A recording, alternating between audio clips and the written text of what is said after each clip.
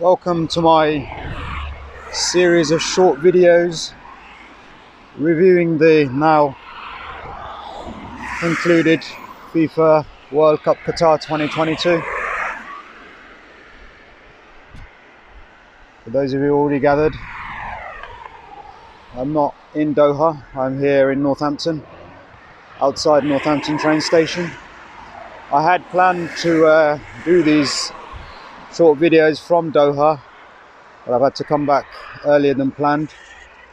So I hope you'll enjoy seeing some of the sights of my hometown of Northampton on this cold, rainy, but fairly mild late December day. Certainly not the 23-24 degrees that I enjoyed in Doha. So let's talk a little bit about the infrastructure.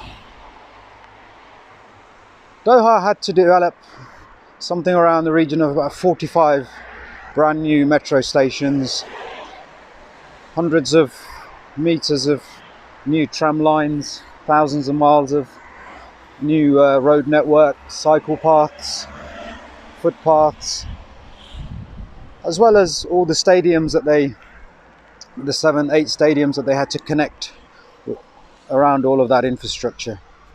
Now, of course, the questions about how much it all cost always come up.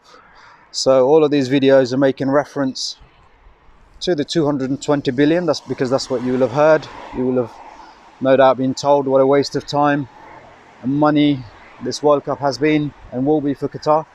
The reality is, back in 2010, Qatar and Doha the main city, the only city really, 15-20 square miles, and that was it. Everything was limited to that. There was no state-of-the-art international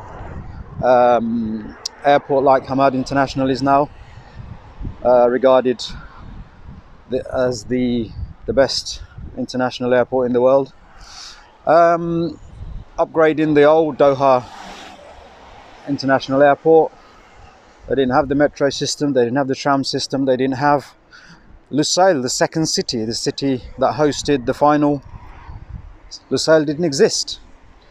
Neither did Al Khor, which is another 10 miles from Lusail, further to the north. And the aim was to create the stadiums, and those stadiums would be catalyst for wider development and regeneration of those areas, and they will all be connected via a integrated infrastructure transport network to enable these places to be accessed by a growing population. Now, Qatar has a population of 2.5 million, 2.6 million. They attracted another 1.5 million for the World Cup, so 50% increase in the population. And of course, they needed to make sure the infrastructure existed to enable these people to travel between the various stadiums and the main two cities, Lusail and Doha, without much difficulty. And what a job they did. 1.5 million people utilising the brand new underground system, which easily took care of all of the visitors, all of the supporters and fans, helped them to navigate their way around Doha without any difficulty whatsoever. And the question has been asked, what happens beyond the World Cup? Well, each of the stadiums which have been reconfigured, repurposed, reduced in size, and to accommodate brand new mixed-use developments around them, are effectively going to be the new satellite mini towns that connect Doha and Lusail and the rest of Qatar. And effectively, the 6.5 million that went into the stadiums themselves were part of a separate master plan for each area, which factored in the cost of reconfiguring the stadiums and the surrounding areas. And the remainder of the budget, you could say, 213 billion, was for the infrastructure that will now support Doha and its growing population for the next 50-60 years. And again, the master plans are designed in such a way that they can new extensions and additions to the urban centres can be added to without a wholesale changes to the infrastructure. And this is important because a lot of other countries which have hosted big competitions, Brazil, China, South Africa, have all now got problems with massive stadiums that are no longer being used. New satellite towns that appeared are no longer being lived in, and effectively created ghost towns and ghost cities and ghost stadiums, falling into decay and into ruin. You only have to Google stadiums for Brazil and South Africa to realise what a disaster a lack of forward planning has done. Qatar, on the other hand, didn't have any of the existing infrastructure, so they had to build everything from scratch. And as a result, the cost implications and the outcome of the spend isn't directly limited to the stadiums. This was nation building. This is infrastructure building at a scale that Qatar has not seen before. Infrastructure building that the Middle East has not seen before, apart from maybe Dubai and the rate at that which that accelerated over the last 25 years. And this has happened in an even shorter span of time. So 10 years really for Qatar to be ready for the World Cup with all the necessary infrastructure in place to be able to accommodate an additional 1.5 million people. And they did that.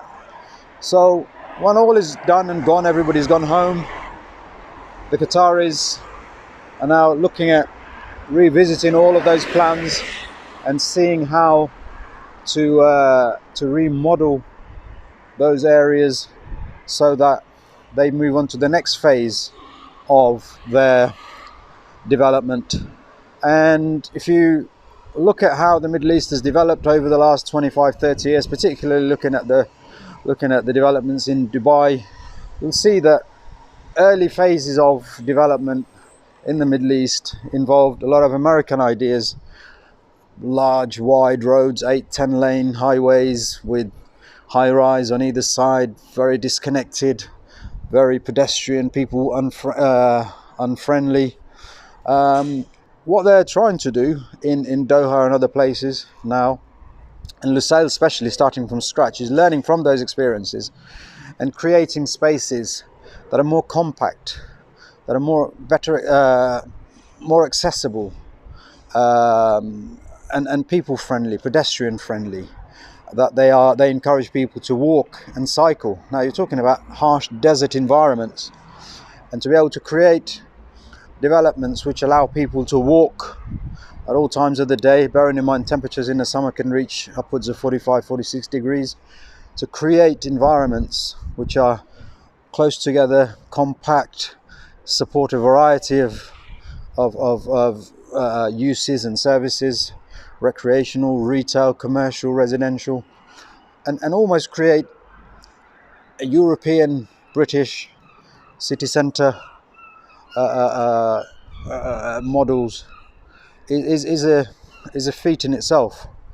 And that doesn't just require money, it requires a lot of careful planning, a lot of consideration for climate, for people, for transport, for access, for recreation. And you'll have seen from other videos that I've done as part of my tour around Qatar during the World Cup, they've managed to create these wonderful spaces which enable people to mix and mingle and enjoy multi use spaces, surfaces, where you've got cars and trams and metro stations right at the doorstep, where you got cycle paths and pedestrian walking, for walking, for scootering. It really is taking the very best of what's working as part of integrated planning, integrated transport planning in places like Europe, and trying to recreate some of that in a desert environment. And looking at how all of that's been done, how it's been planned, how it's has been costed, the money is certainly well spent. And the best thing about I think in all of this is that it's not simply just appearing piecemeal. There's actually thought gone into what's working, what's potentially required now, what will be required in 10-15 years time, and how it can all be added to in the future as well. So I hope you enjoyed this video. See you again soon.